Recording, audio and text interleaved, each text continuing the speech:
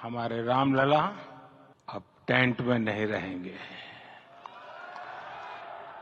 प्रधानमंत्री नरेंद्र मोदी, उत्तर प्रदेश के मुख्यमंत्री योगी आदित्यनाथ, आरएसएस प्रमुख मोहन भागवत, यूपी की राज्यपाल आनंदीबेन पटेल के साथ साथ कौन कौन राम मंदिर प्राण प्रतिष्ठा में गर्भगृह में मौजूद थे।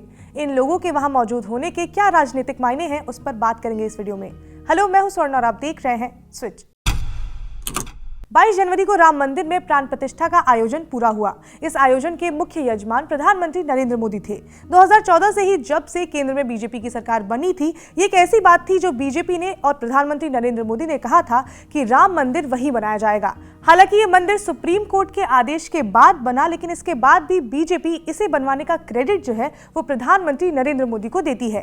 5 अगस्त 2020 को जब राम मंदिर का भूमि पूजन हुआ था तो उसकी बुनियाद भी प्रधानमंत्री नरेंद्र मोदी ने रखी थी और अब प्राण प्रतिष्ठा के मुख्य यजमान बनकर उन्होंने जनता तक अपना मैसेज जो है वो पहुंचा दिया है।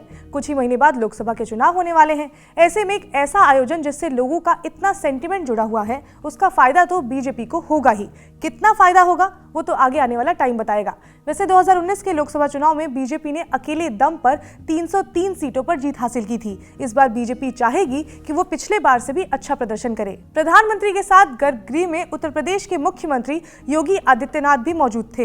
हालांकि वो वहां पर प्रोटोकॉल के तहत उत्तर प्रदेश के मुख्यमंत्री के तौर पर थे, लेकिन इस प्रेजेंस के पॉलिटिकल मायने भी हैं। जैसा मैंने ऊपर बताया कि अभी कुछ ही महीने बाद लोकसभा के चुनाव होने वाले हैं और अकेले उत्तर प्रदेश में 80 लोकसभा सीटें आती हैं। ऐसा भी कहा जाता है कि जिसकी पकड़ उत्तर प्रदेश में अच्छी होती है उनके लिए सेंटर में गवर्नमेंट बनाना आसान होता है। 2019 के लोकसभा चुनाव में उत्तर प्रदेश में बीजेपी को 62 सीटों पर जीत मिली थी। वहीं 2014 में बीजेपी ने 71 सीटों पर जीत हासिल की थी।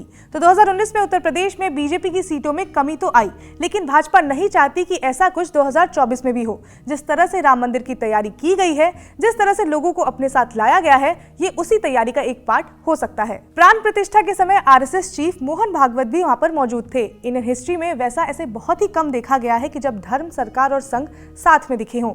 राम जन्मभूमि के भूमि पूजन के दौरान भी वो वहां पर मौजूद थे। बीबीसी को आरएसएस पर किताब RSS the icon of Indian right लिखने वाले सीनियर जर्नलिस्ट नीलांजन मुखोपाध्याय ने बताया कि संघ का इस तरह के प्रोग्राम में जुड़ना संघ परिवार को सरकार के कार्यक्रम में एक वैधता देता है, जैसा होते दिख भी रहा है। वैसे भी आरएसएस हमेशा से बोलते आए हैं कि राम मंदिर आंदोलन में उनकी भागीदारी जो है वो काफी ज्यादा अहम है। इनके अलावा प्राण प्रतिष्ठा में उत्तर प्रदेश की गवर्नर आनंदीबेन पटेल भी वहां पर मौजूद थी। वैसे तो आनंदीबेन एक गवर्नर के तौर पर वहां पर थी, लेकिन वो वहां पर इकलौती महिला थी जो उस समय वहां पर मौजूद थी। तो कई पॉलिटिकल एक्सपर्ट्स का ये भी मानना है कि उनके वहां मौजूद होने से जनता पर, खास तौर से महिलाओं पर, इसका एक अलग संदेश जाएगा। इनके अलावा गर्भगृह में प्राण प्रतिष्ठा में स्वामी गोविंद गिरी, अनिल मिश्र और डोमराज अनिल चौधरी भी वहां पर मौजूद थे।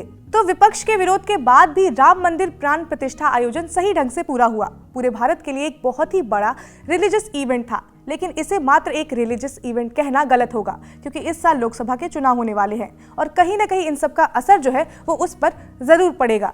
क्या असर पड़ता है वो तो आगे आने वाला टाइम ही बताएगा। बाकी इलेक्शन के टाइम पर हम आपके लिए ग्राउंड से रिपोर्ट्स, एक्सप्लेनर और इलेक्शन एनालिसिस जो है वो लेकर आएंगे। आप जुड़े रहिए स्विच के साथ।